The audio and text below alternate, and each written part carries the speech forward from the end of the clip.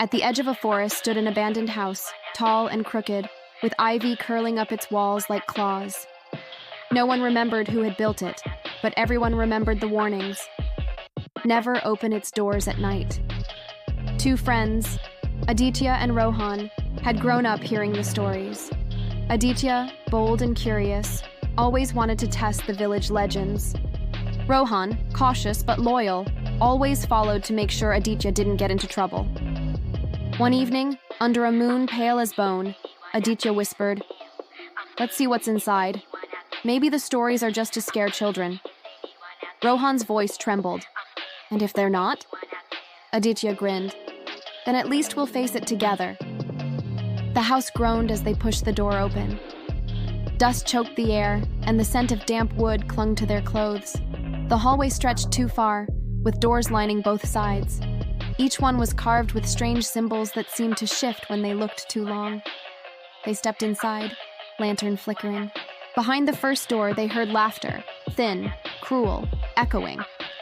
Behind the second, sobs, long and mournful. Behind the third, whispers that hissed both their names. Rohan's hands shook. "We shouldn't open them." But Aditya pressed his ear to a fourth door. The sound was different, softer, like two boys laughing, their voices familiar. He froze. "That's us," he whispered. The door creaked open on its own. Inside was a dim room, and in it sat two figures at a wooden table. They looked exactly like Aditya and Rohan, except their eyes were hollow, shadows leaking from their mouths. The doubles smiled. "We've been waiting.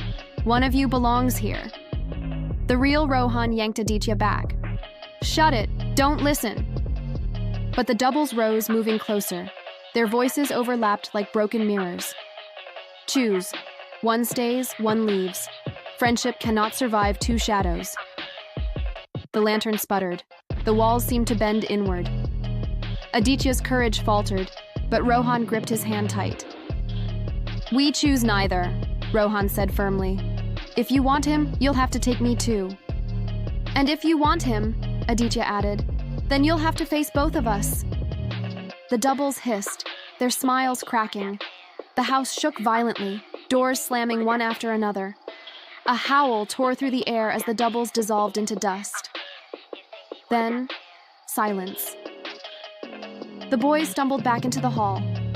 The symbols on the doors faded, and one by one, each door crumbled into ash until only the front door remained. They bolted outside, gasping in the cool night air.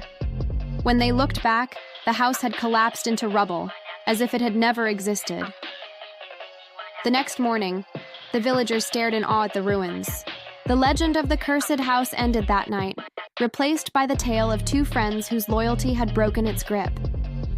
Years later, when children asked about the story, Aditya and Rohan would smile and say, "Some doors are meant to stay closed, but if you must open them, make sure you don't walk through alone. A true friend is the only key that can lock the shadows away."